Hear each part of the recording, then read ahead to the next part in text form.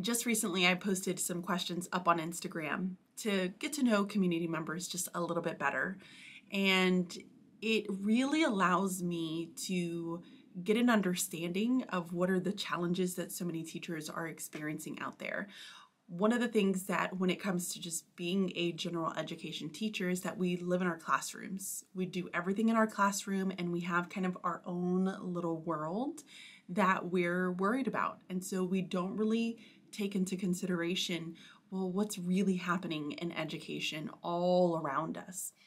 And so I posted some questions on Instagram, and I've taken just my knowledge and my experiences over the past 4 or 5 months of being in this new position and being able to meet so many other educators, visit so many different schools in different areas, whether you are in a very rural area or if you're inner city and you're high poverty. What do these teachers experience? What are the challenges that they're having? And one of the biggest, most common discussions that was had around so many upper elementary teachers is that with this push in education right now, phonics is the highest priority. Rightfully so, right? We totally understand why phonics is being pushed so hard, and it's because our kids are really struggling to read. And the science that's out there is very clear in that it states that in order for children to learn how to read, they need explicit phonics instruction. That's all good and great. But what about comprehension? Where does that leave comprehension? Because right now, as upper elementary teachers, we're playing catch up. We get that. We're totally understanding it. We're having to teach phonics skills that we've never experienced in our lives and never thought that we would have to teach in upper elementary. But now we're teaching it. We're teaching CVC words and, vowel teams and all of these different concepts that our students are still struggling with in 4th, 5th, and 6th grade. But again, when we're looking at our standards, we still have to teach comprehension. And when we look at the standards for upper elementary, comprehension is really about digging deep and understanding the text that we're reading. And so I wanted to share with you the 3 key areas that really contribute to comprehension. Now, listen, I'm not saying that these are the only things. I know that phonics is necessary, right? If we look at Scarborough's reading rope, we know that we have our foundations for reading, and then we have kind of the comprehension piece, right? That literacy that we're needing to understand, that oral literacy. Totally understand that. But when we dig into comprehension, what are going to be those pieces that really help us to that outcome? Because comprehension is an outcome. It's not a strategy, it's the goal.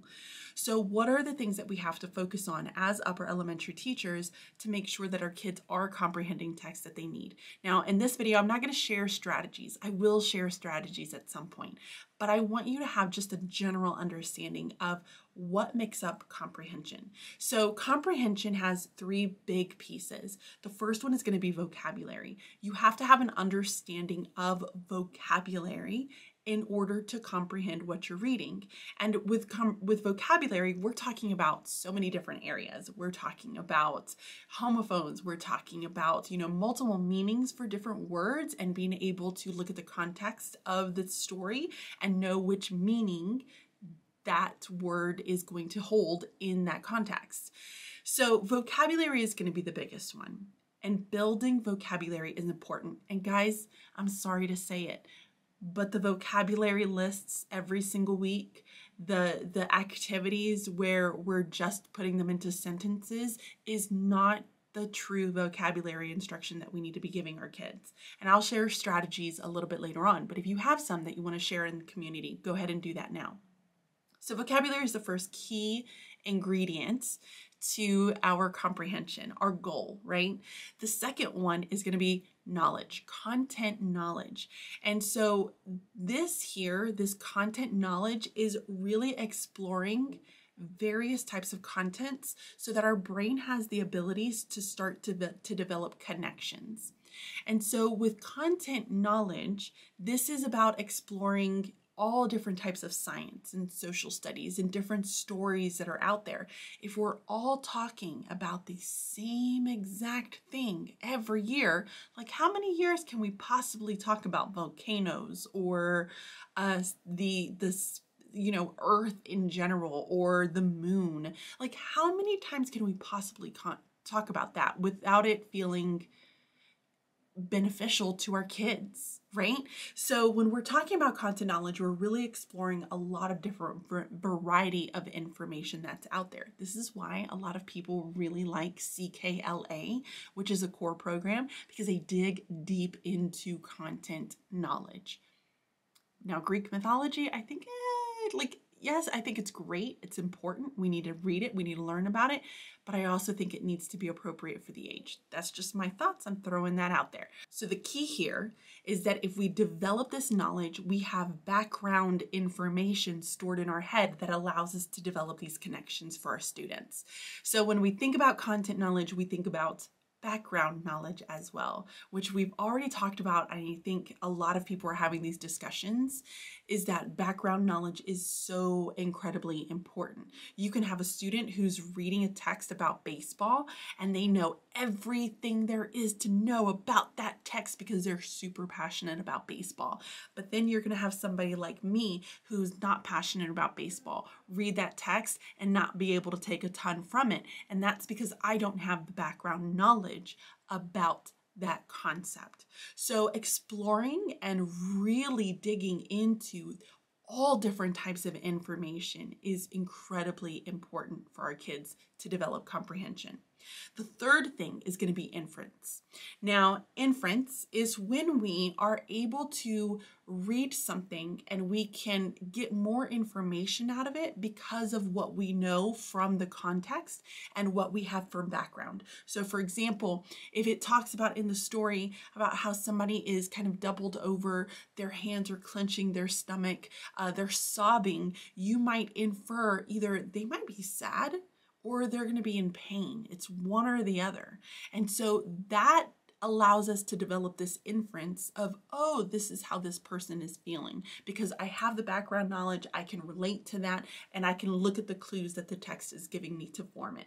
It's not a prediction. It's not something that's going to happen in the future. It's not something you think is going to come up. It's taking that information and being able to build off of it. Okay, and to really explain it even further.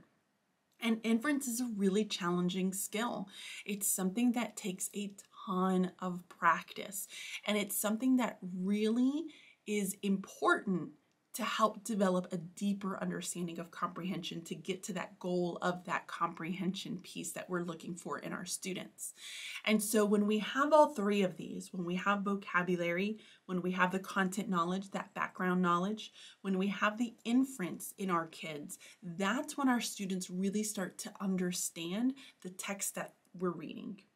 And so I'm going to share in some other videos that are coming out some different strategies that you can utilize. Now, I want to be very clear, like I'm going to share strategies and I'm also going to share activities, because strategies are going to be those instructional pieces. It's the way that you give the instruction to your students, and it's explicit.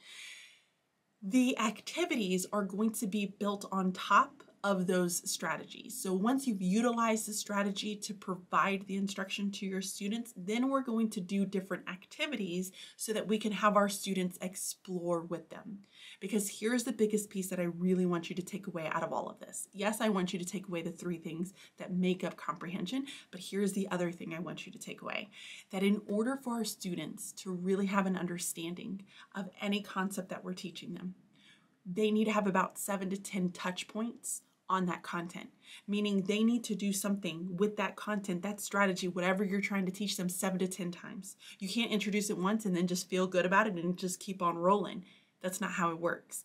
In order for it to really sink into their brains, 7 to 10. Students with disabilities take 40 to 50 touch points. Okay, it's a tremendous difference in kids who are your average learners to kids who have disabilities. So when you're planning out your lessons, I want you to keep that in mind that, oh, my kids need to explore and experience this multiple times in order for them to truly take something away, okay? I hope that this was pretty insightful. What did you think? Do you agree? Do you disagree when it comes to those 3 key areas for comprehension? I will say that this is built off of a meta-analysis research study. So this is not something that I am coming up with. These 3 areas were researched and they are validated to say, yep, this is the things that we need in order to build this outcome of comprehension into our students. So I'm going to be back with some activities. I would love to hear your thoughts on it. So what is one area that you feel really strong in? And then what is one area that you feel as though you need to grow in? And I will be back with some strategies, instructional strategies and activities to help support you in that area. Thanks so much for watching, guys, and I will talk to you next time. Bye.